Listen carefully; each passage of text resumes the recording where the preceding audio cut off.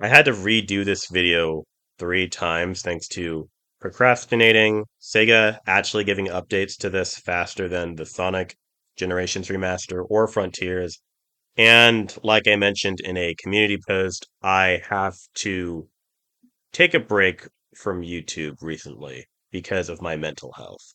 And now here I am yet again. Hopefully, this is the last time. Also, I was going to do a video talking about Sonic 2024, or as it's more known as the Year of Shadow, but I figured it's best to just focus on Crossworlds and the Victoria stuff and just get back to that later. One last thing, Sonic Avengers is going to have to be on pause for a bit because I ran into a problem with my new laptop and Speaktonia. If you guys make Sonic Sprite videos like Sonic Shadow and Silver Show, you probably use Speaktonia and have noticed that the actual website hasn't been supported in over 15 years. So any problem you run into, you're on your own, like what I'm dealing with right now. So until I figure that out, again, Sonic Avengers, along with the Sonic Shadow and Silver Show, are going to be on hold. But I am still planning on getting back to it. Until then, I'm just going to focus on things like this and getting the new channel ready. So here we go. During the Game Awards, we got the new Sonic game announced for the year, Sonic Racing Crossworlds. And we didn't really have a lot to go off on it besides the fact that you could see Shadow's car and what looked like an extreme gear. So it led to the two possible theories. Another crossover racing game between a bunch of Sega IPs, or it was going to cross over in the sense of the racing games, which included Sonic Riders. Skipping forward a couple of months, and the latter is exactly what happened. Complete with Jeff the Hawk from Sonic Riders in the background with an extreme gear. This is also our first Sonic racing game since Frontiers, so Sage is also here in a Giganto-themed car, and it's just the cutest thing. I couldn't get into the beta, unfortunately, but everyone said that it plays really well, and I'm very curious on if the game is going to even have a story. We've gotten into this new era of Sonic where Sega noticeably tries to make every game meet the standards of what made Frontiers so good, story and tone included. So while I'm not expecting it to be as dark because it's just a racing game, I do think that it's going to be somewhat up to par with Frontiers or the Sonic X Shadow Generations story. Now, originally I was going to have an entire theory on how the mysterious pink-haired girl back from the first episode of Tales 2 could tie into this game and the ending of Sonic Frontiers. But I had to scrap that script because they actually beat me to it with the recent Tales 2 episode. So, let's get into that first. Since Tales 2 started, everyone was trying to figure out who on earth is this pink-haired girl that's standing next to the NPCs of Sonic Unleashed. We all thought she was going to be the self-proclaimed ghost girl for Sonic Frontiers, but Frontiers came out and she's nowhere to be seen. We didn't hear anything from her until she makes a cameo appearance in Sonic 3. And then, for the New Year's Tales 2, her book is on Tails' desk, giving us her name, Professor Victoria. And now here we are with the recent Tales Tube, where we finally officially get to meet her. This is, as mentioned before, Professor Victoria, or Tori for short. Tori researches history and needs to find actual proof so she can understand what she's hearing. She's also a fan of Tails and vice versa. For example, Tori is obsessed with the history of the ancients, but Tails couldn't actually document anything thanks to the cyberspace, so he can't prove anything he's telling her is actually true. And the more heartbreaking thing is they can't actually go back to the Starfield Islands so she can research it for herself. Big theory about Tori that's going on right now is the Sonic Generations Remaster revealed that Maria actually has a baby sister. And a lot of people believe that Tori is that baby sister.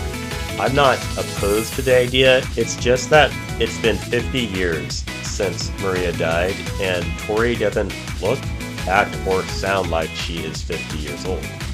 Granted, neither does Eggman, and these are anime characters, so maybe it's just one of those cases on an Unleashed remaster in response to this Sonic Unleashed mod that came out a while ago on PC. I don't really think that's happening, at least for the reason people think they do. If they're going to do it, they were just always planning on it. It's not because of some fan mod. As for Tori, she was announced during a Tales Tube standing next to Sonic Unleashed characters. She just looked so different and noticeably is not in the game that we all thought she was going to be in Frontiers. Who knows, maybe this actually happens and Tori is thrown into this remaster for the new content segment. And even though she looks very different, that could just be the art design changed so drastically, similar to Sonic 06. So this is how Sonic human characters will look if they keep showing up. Back to what we know, they did say that Tori is not a one-time thing. She was always planned to show up. They're just enjoying playing around with her because people were so anxious to figure out who this new human character in a Sonic game was. So I think either she will show up in a sequel to Sonic Frontiers because it is the highest selling 3D Sonic game in a very long time, beating even Sonic Heroes, or she's going to be in Sonic Crossworlds somehow. Whether it's the story or she's just a playable character, we're going to see more of Tori. I am leaning towards an actual sequel to Frontiers more because they've been constantly doubling down on the ending recently, with Tails, Amy, and Knuckles talking about what they want to do after they leave the island. It's also just nice having human characters in Sonic games again. The closest we had was Sage, but I know a lot of people don't want to count her because technically she's an AI.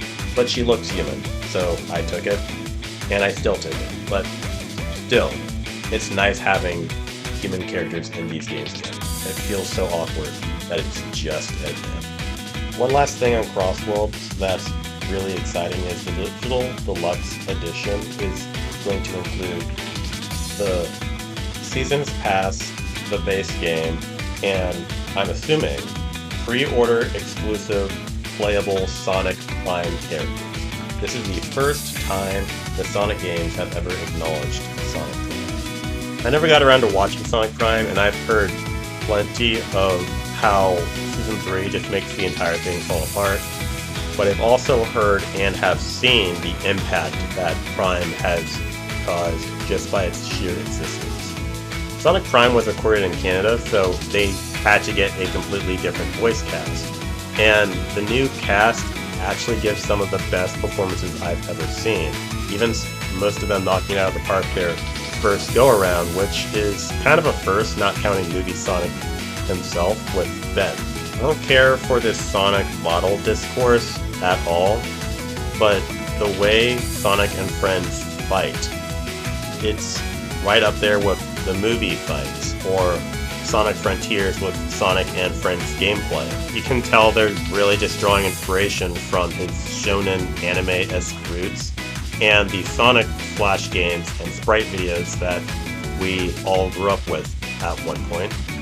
And I just realized it says playable Sonic Prime characters, not skins, so they're probably also going to have their voice actors from the show get brought in. At least I hope so, and it will be handled a bit better than Keanu Reeves reprising his role as Movie Shadow for the Sonic X Shadow DLC.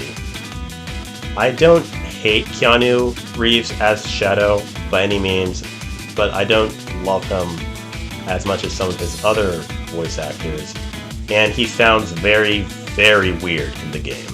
For characters, I would love to see Merlina from Sonic and the Black Knight. Sega did seemingly tease that the game will cross over with pre-existing Sega characters, like the Atlas stuff, Yakuza, Knights, and so on. I had to guess what the DLC could be. Maybe it will be DC-themed version of the Sonic characters, because the Sonic and Justice League crossover is supposed to go on until next year. And the comic is already on issue 2, and I think that's where it's supposed to end. Maybe 3 or 4 issues, I don't know. Sega's also making a Fall Guys clone called Sonic Rumble, which I think is about to come out, or is already out as the time I'm recording this. The Tales Tube did tease of them doing another themed year. Sonic just tells them to call it Year of Sonic, because of course, but Tails asked, could they try a Year of Tails? And I know they're joking. Personally, I would love that. Tails is one of my favorite Sonic characters. He's not as cool as Shadow by any means, but he definitely could hold his own game. He has the popularity for it. And that's pretty much everything I have to say. I'm really excited for Crossworlds. Obviously, I would like a normal Sonic Riders game, but this was just the smartest approach on how to do it, combining each and every racing game possible. And I can't wait to see more. I'm Flash the Shapeshafter, and I'll see you guys next time. I'm really sorry I had to go silent. Like I said, my mental health was really taking a big hit on me. I just had to take a break. But hopefully I'll be back in full swing once I figure out this Speedtonia stuff and take a bit more time to figure everything out. Until then, I'll see you guys next time. Bye.